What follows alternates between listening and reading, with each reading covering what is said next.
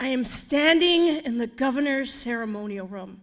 I am tending to dignitaries. I'm welcoming reporters. I am leading this press conference like a boss, all while 9 months pregnant. I feel like I am on top of the world. Professionally speaking, I've got 2 jobs that I love.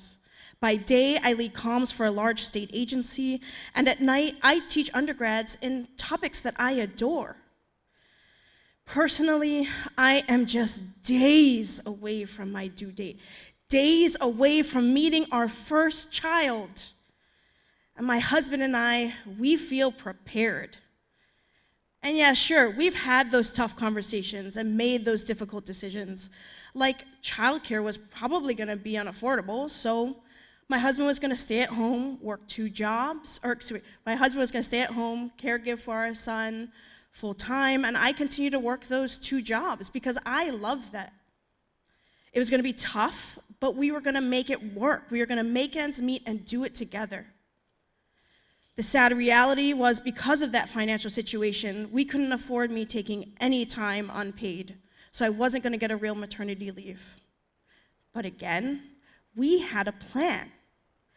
I was gonna go back to work part-time, stretch out my leave for as long as I could, and make the best of it. And again, we're gonna do it together. Like I said, we were ready. And the universe agreed. Because within 48 hours of wrapping that press conference, I gave birth to our first child. And we were so in love. And as they say in parenting, those days, especially the early ones, they were long. But those weeks, they just flew by. And before I knew it, I was getting ready for my first day back in the office.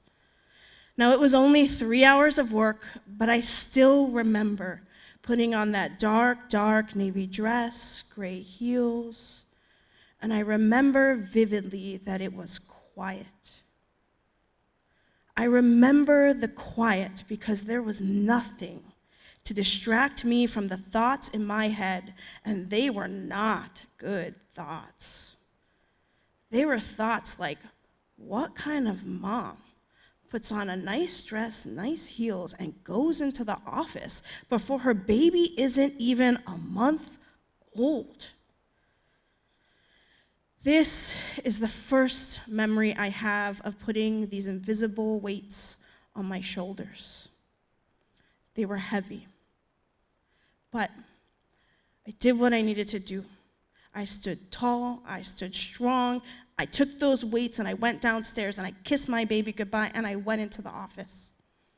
And everything was going fine until I walked into the hallway and saw an admin from another office, and as soon as she saw me, her face changed and she was like, Keʻōpū, what are you doing here? And I was like, here it comes. And here it came.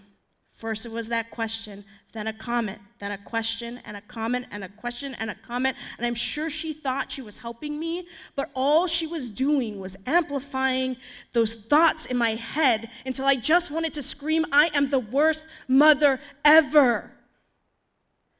And unwittingly, she was just putting more of those weights on my shoulders, and I was helping her. But again, I did what I needed to do. I stood strong, I stood tall, and I went back to my desk, and I did my job. And I did that job day in and day out until days turned to weeks and weeks turned to months. And all throughout that time, I continued to put those weights on my shoulders. You know, there were some days when I wanted nothing more than to take those weights and throw them at the first person to say something along the lines of, well, if you're here, then who's taking care of the baby? Because you know what? That sucked. But no, that's not what good moms do. Good moms grin and bear it. Good moms know that babies are a blessing, and we count our blessings. We don't complain about them. And I wanted to be a good mom. So I shut my mouth and I kept on keeping on. There were other days where it was simple to carry that weight. I just floated by, and it was even an honor to carry it. But still, there were those soul-crushing days, like on Valentine's, when I wanted nothing more than to tell my baby he was my Valentine. But by the time I got home from teaching, he would not be woken. And now tell me, what kind of good mom can't even say Happy Valentine to her baby? More and more, I just put those weights on my shoulders, and they weighed me down heavier and heavier and heavier until one day my husband wanted to talk about sleep training. And I had been weighed down by so much for so long that I was basically Charlie Brown, and he was the teacher. So while my recollection was kind of fuzzy, I'm pretty sure the conversation went a little like this. Womp womp, sleep train, womp womp. So when I go to work, he's gonna be asleep? Womp womp. Well, maybe, womp womp. And when I get home from teaching, he's gonna be asleep. Womp womp. Yeah, probably, womp womp. So it's just like, it's gonna be like whole days where I just don't get to see my baby awake? Womp womp. Maybe, womp womp. What do I look like? A fucking walking ATM?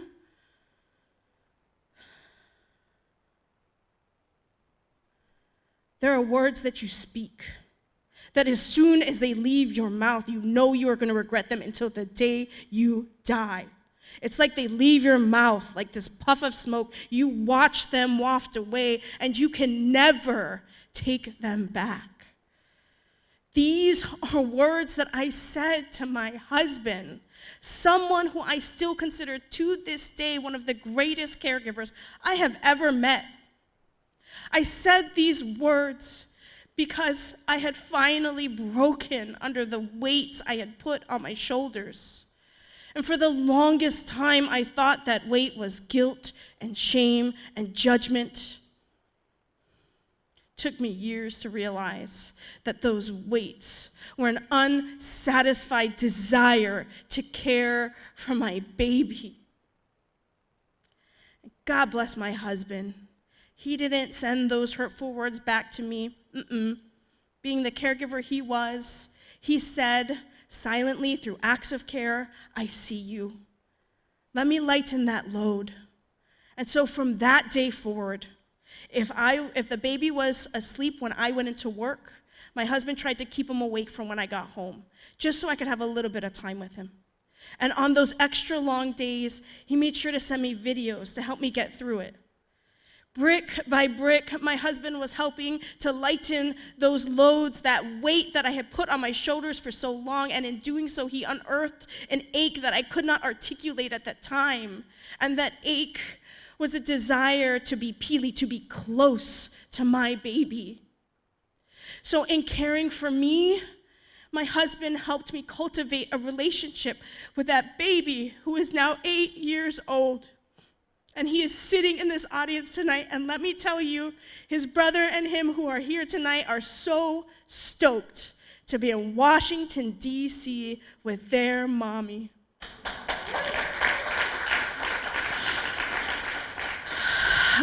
I have been trying ever since to write those words, to pay it forward. And so I have pursued a career in which I get to fight for families like ours.